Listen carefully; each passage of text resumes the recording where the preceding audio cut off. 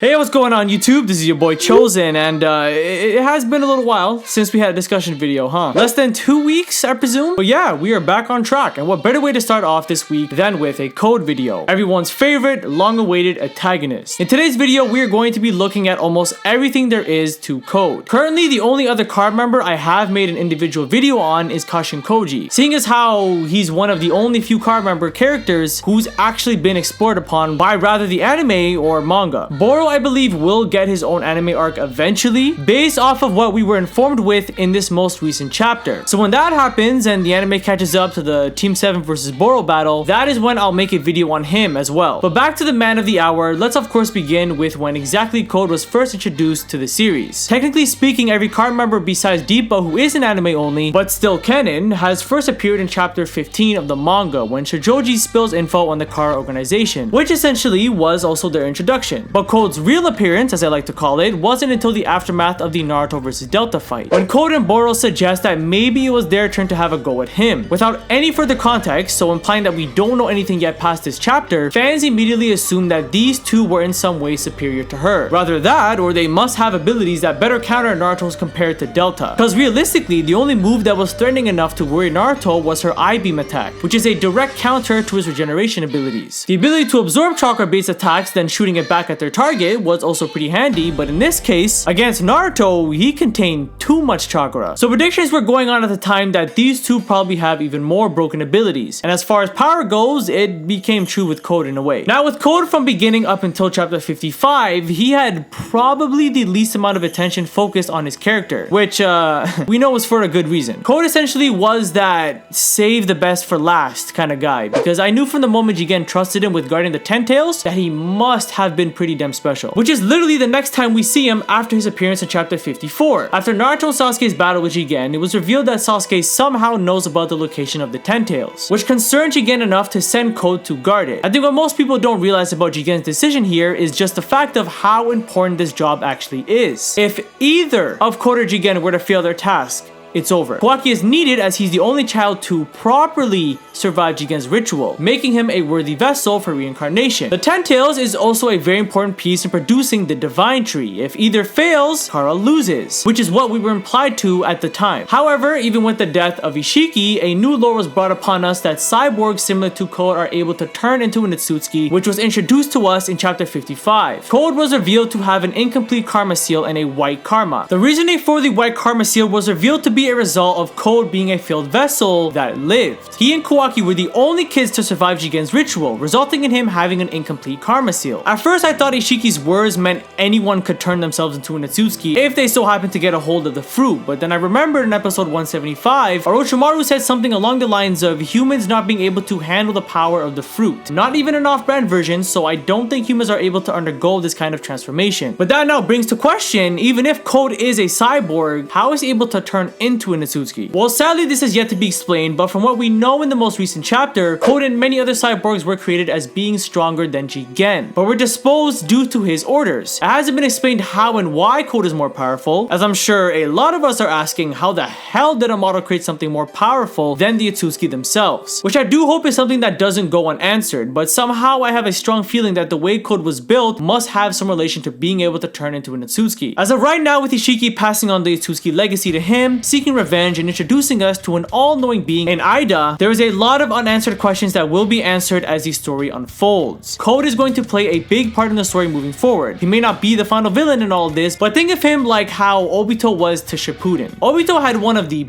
biggest influences in the shinobi world being what it was, especially with Naruto's life. He killed his parents, led an organization that had his sensei dead, while also killing his friend Neji. I wouldn't be surprised at all if Code turns out to be that character for Boruto. As we know, sometime in the future, Kodachi stated that the story was going to have a darker approach. Now, another point I also want to bring up with Code is that I expect this character to last a lot longer and play a more impactful role than Isshiki. See, with Code, he's the gateway to all these new different ideas being introduced into the series. Isshiki was someone who kinda reintroduced a few different elements from Shippuden, but with Code, he's a completely new Boruto antagonist. With Code, like I said, he's going to be introducing many different kinds of lores. He's going to be that big bad for a while, and even if he does end up dying, let's let's say, midway through Boruto Shippuden, it won't change the fact that Boruto, for example, will probably act the way he does moving forward because of Code's actions or ideologies. Like how Pain was unintentionally able to help Naruto truly understand loss like Sasuke. Pain died in the mid-100th episode of Shippuden, which is fairly early, but it helped Naruto understand Sasuke more, which resulted in them meeting at the bridge way later in the future and telling Sasuke that what he was doing was understandable. He probably would not have said that if he didn't truly understand Sasuke's pain. And to go off track here, in a way with Boruto and Kawaki, we are seeing the exact opposite. Boruto isn't a brat anymore, but he's been spoiled to such an easier life. So of course it was hard for him to understand Kawaki's actions when they first met. There was no sympathy shown. In my honest opinion, I think Code is in fact going to be more important to the story than Isshiki by the time both their characters have been officially written off. In terms of exploring his character and impact, that's pretty much all we got so far. I'm sure the anime will do what it does best by adding more depth to him like they kind of have already been by foreshadowing certain scenes here and there. But now let's dive deep into the last topic of this video and explore Code's abilities and feats, which is all the juicy stuff. So yes, Code, stated by Amato himself, is in fact stronger than Jigen. However, people need to understand two things here. One, Code at full power is not stronger than Isshiki. This was never implied, and I'm sure Kishimoto wanted Amato's words to be chosen carefully here. He is stronger than Jigen, that's all. And second, yes, Code is not at full power, because there's actually a limiter placed on Code which is holding him back from unleashing his true power. Normally you'd think this was a decision by Jigen in order to avoid undermining his position as leader, but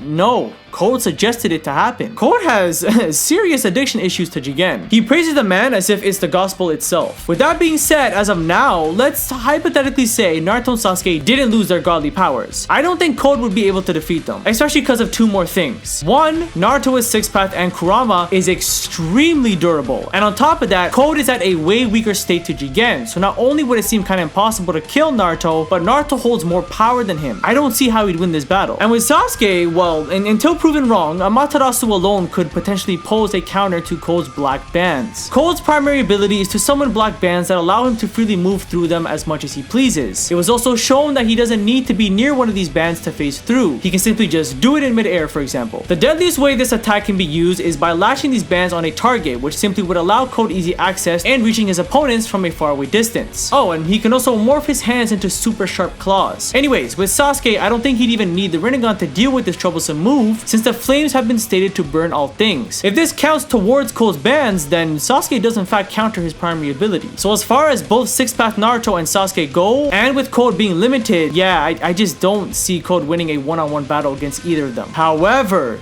if we were to now bring up a different scenario that benefits Code and is more likely to happen, well, let's just say Code is able to access his full power, alongside the fact that Naruto and Sasuke don't contain their godlike features anymore. I'm just gonna say it, that would be more threatening than Isshiki. And don't misinterpret my words. Isshiki is stronger than Code. The only reason why I say Code is the bigger threat to those two is simply because of the massive power difference between Naruto and Sasuke with Sixth Path and without. I know some people in the community say that Naruto should still have it, but I wouldn't be surprised if this isn't the case due to Kurama's choice of words in chapter 55 when he strictly told Naruto that he doesn't possess superhuman abilities. If he could still access Sixth Path without all nine-tailed beasts, then what was the point of him saying that? So assuming for now that they can't access any Sixth Path techniques, again, there is a massive difference between how they once were to who they are now. This black band ability instantly becomes more broken due to just how much faster he can phase through them. If he manages to lash them towards a multitude of people, logically speaking, he could slit their throats way faster than you can blink. And this was also the case with Jigen. Sure, Jigen's ability was kind of OP, being able to shrink and resize non-living objects, but his natural ability to swiftly dodge and counter everyone's attacks is what really made him so intimidating. For goodness sake, he kicked through a perfect Susanoo. And now we are literally seeing the same concept applied to Code, a pretty average but unique ability that turns overpowered due to its wielder. Oh, and